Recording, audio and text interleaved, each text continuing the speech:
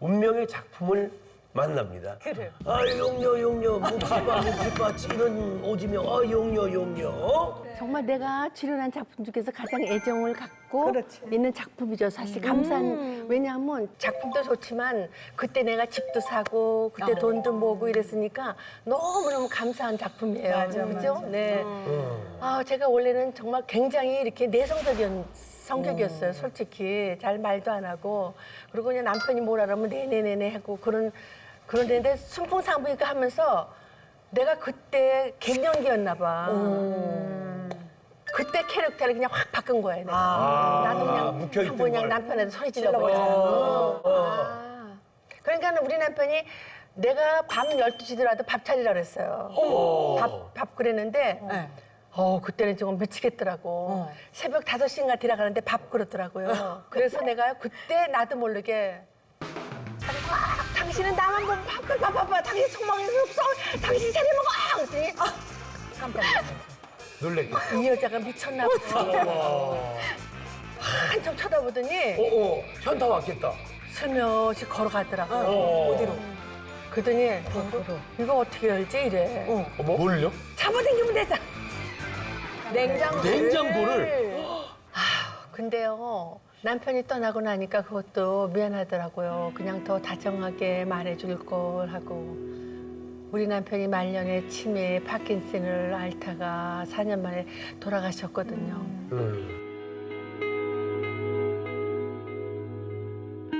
근데 언니가 일도 하면서 형부 그 간병하느라고 많이 힘든 거 기억나요. 맞아요. 네. 많이 힘들었어. 아휴, 환자를 돌보는 게 보통 일은 아니더라고요. 그래서 가족들이 다 같이 죽어나요. 24시간 안심할 수가 없거든요.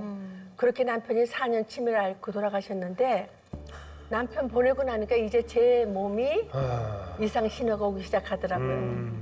오죽하면은 녹화 중에 중단하고 맞아. 내가 응급실에 갔었거든요.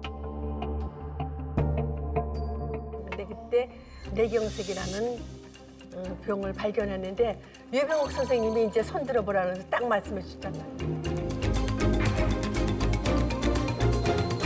제가 이제 뇌경색? 녹화한 날이었어요. 예. 저희가 녹화를 하고 있는데 손혜영 선생님이 이렇게 말씀을 잘하시는 분이 말투가 어눌해지시고 그래서 잠깐만 좀 잠깐만 좀 녹화 잠시만요 하고 선생님한테 좀 봐달라고 말씀드려 같이 녹화를 하고 있었죠. 정란 씨가 건강 프로그램 많이 네. 알았으니까. 그래서 그때 좀 이렇게 했더니 손을 들어보라고 하셨어요. 그렇죠? 근데 하나가 이렇게 떨어지는 거예요. 아니 이렇게 들어보라는데 이쪽 손이 이렇게 떨어져. 이렇게 떨어지는 안 들었죠 이게. 그래서 뇌경색 같으니까 빨리 응급실로 가라고 하시더라고요. 그래서 녹화 중단하고 바로 응급실로 갔는데 그때 안 갈라 그랬어. 그냥 맞아, 안 녹화하고 가려고 간다는데 안 된다고 이 선생님이 빨리 가시라 그랬어. 그때 심지어 근데 운전도 하고 가시겠다는 거예요. 내가 운전하고 간다 그랬더니 큰일 난다고 막.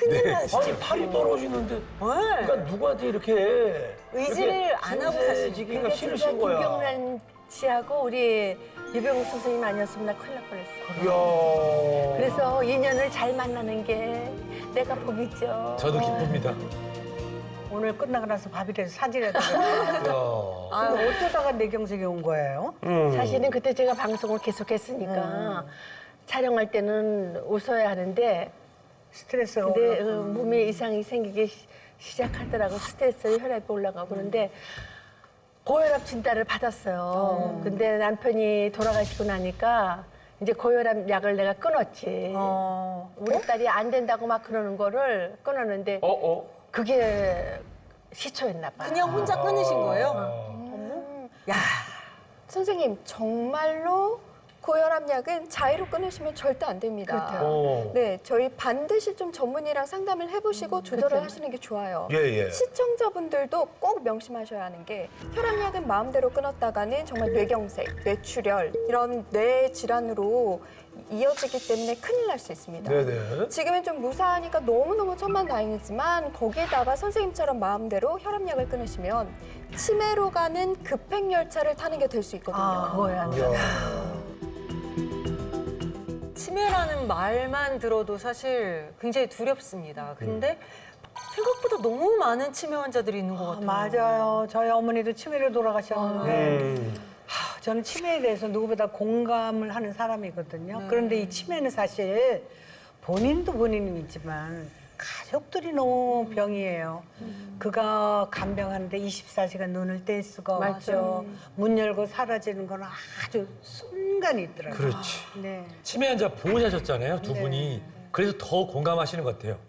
그런데 지금 보여드리는 그분들이 이런 모습일 수 있습니다. 네?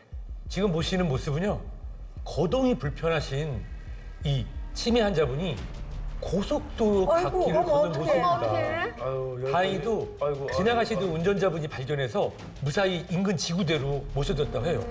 정말 큰일 날 뻔했죠? 이처럼 치매는 환자 본인뿐만 아니라 가족들 모두 힘들게 하는 질환이죠. 이 통계에 따르면은 우리나라에서 현재 가족이 간병하는 비율이 90%라고 합니다. 자, 근데 치매라는 병은 말씀하신 것처럼 24시간 감정이 필요하니까 보호자 10분 중에 3분은 직장에서 퇴사하고 어떡해. 또 10명 중에 절반은 노동시간을 축소해서 이 치매 환자를 모신다고 그래요. 문제는 단순히 이런 경제적 문제가 아니에요. 이 간병에서 오는 이 스트레스 지수도 굉장히 높을 수밖에 없다는 거죠. 네네. 실제로 이 치매 환자 가족분들의 75%는 우울증을 경험한다고 합니다. 여기에 또 하나 더. 여러분 혹시 치매가 전염된다는 사실 알고 계신가요? 왜냐하면 이 치매인 가족이 있으면 다른 가족의 치매 발병 위험이 높아지는 게 확인이 됐기 때문인데요. 특히 부부는 평생 같은 환경을 공유하기 때문에 치매 환자의 배우자 역시 그렇지 않은 부부에 비해서 치매에 걸릴 확률이 2배나 높은 것으로 확인됐습니다. 야, 근데 2배나 높다면 이거는 진짜 전염이 된다라는 표현이 맞을 정도인데 그럼 부부만이 아니라 같은 집에 사는 자녀들도 마찬가지 아닌가요? 네, 맞습니다. 하지만 또 자녀 같은 경우에는요, 이 동일한 생활 환경이라는 조건 외에도 또 다른 치매 발병 위험 인자가 존재하는데요. 바로 가족력입니다. 그렇죠. 많이들 알고 계시겠지만 안타깝게도 치매는 가족력이 상당히 강한 질환이잖아요. 한 연구에 따르면요, 이렇게 부모 중 1명이라도 치매 병력이 있으면 알츠하이머 치매 발병 위험이 약 74%나 증가하는 것으로 나타났습니다. 그리고 특히 이 치매라는 질병은 목의 유전이 상당히 강해요. 그래서 엄마가 치매일 경우 딸이 알츠하이머 치매를 겪을 확률은 약 80%에 달한다고 알려져 있습니다. 목의 유전? 와. 이건 내 얘기 같은데. 심장이 벌렁벌렁하네. 아유, 이거 오늘 밤에 잠 못 잘 것 같아요. 이거 웬일이야. 80%? 네, 그런데요. 이 치매 환자의 배우자, 가족력 말고도 또 강력한 치매 고위험군이 존재합니다. 바로 중년 여성입니다. 중년 여성도 왜? 중년 여성이 참 여러모로 힘듭니다.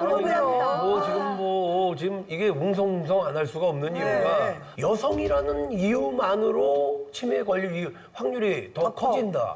그리고 또 뭐 특히 중년 여성분들 더 속상해하실 것 같은데 이 이유가 뭐예요? 네, 그 이유가 바로 이 중년 여성분들이 2가지 유형의 치매에 다 취약할 수 있기 때문입니다. 뭐예요? 치매는 여러 종류가 있지만 크게 2가지로 얘기할 수가 있는데요. 첫 번째는 바로 이 혈관 건강이 문제가 생겨 발생하는 혈관성 치매. 보통 고혈압이나 당뇨와 같은 혈관성 질환으로 오는 거죠. 두 번째는 이 뇌에 이런 독성 단백질로 알려져 있는 베타 아밀로이드 등이 뇌 세포에 손상을 일으켜서 발생하는 알츠하이머성 치매입니다. 이 중에서 여러분들이 가장 많이 들어본 치매가 어떤 거세요? 알츠하이머는 많이 들어봤죠. 맞습니다. 네. 치매 중에서 가장 많은 비율을 차지하는 것은 바로 알츠하이머성 치매입니다. 전체 치매 환자의 70%를 차지하고 있는데요. 이 알츠하이머성 치매의 원인은 뭐다? 한마디로 부재중인 뇌세포 때문에 발생합니다. 어딜 부재주는 거야?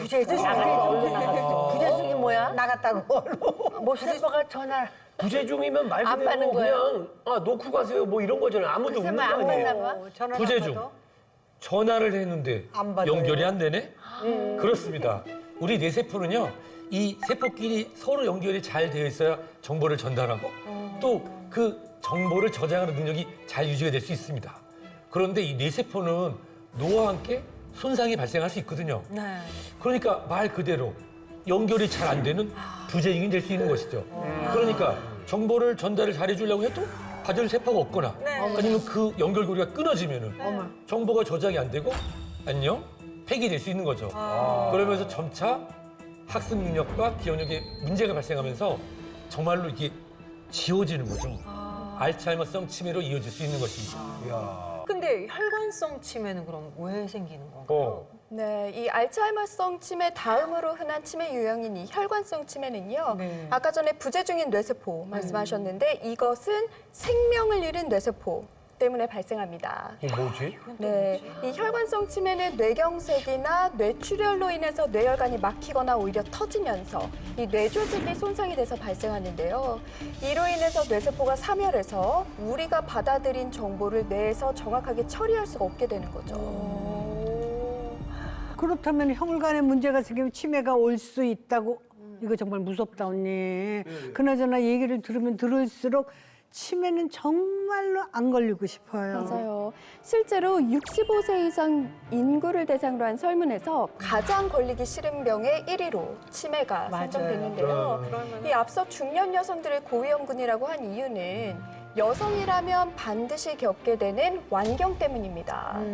우리 여성 호르몬은 혈관을 탄력 있게 만들어주는 역할도 하는데 완경 후에 이 여성 호르몬이 급감하게 되면서 아무래도 혈관이 좁고 딱딱해지면 뇌혈류가 감소하면서 이 혈관성 치매를 유발할 수 있고요. 그리고 또 여성 호르몬은 뇌세포를 직접적으로 보호해주는 역할도 하거든요. 네. 그런데 완경을 하면서 이런 여성 호르몬의 수치가 급감하게 되면서 이 기능 또한 저하되는 거죠. 실제로 65세 이상 치매 환자의 성비를 살펴보면 남성 치매 환자는 전체의 37.7%에 그치는 반면에 안타깝게도 여성 치매 환자는 62.3%에 달합니다.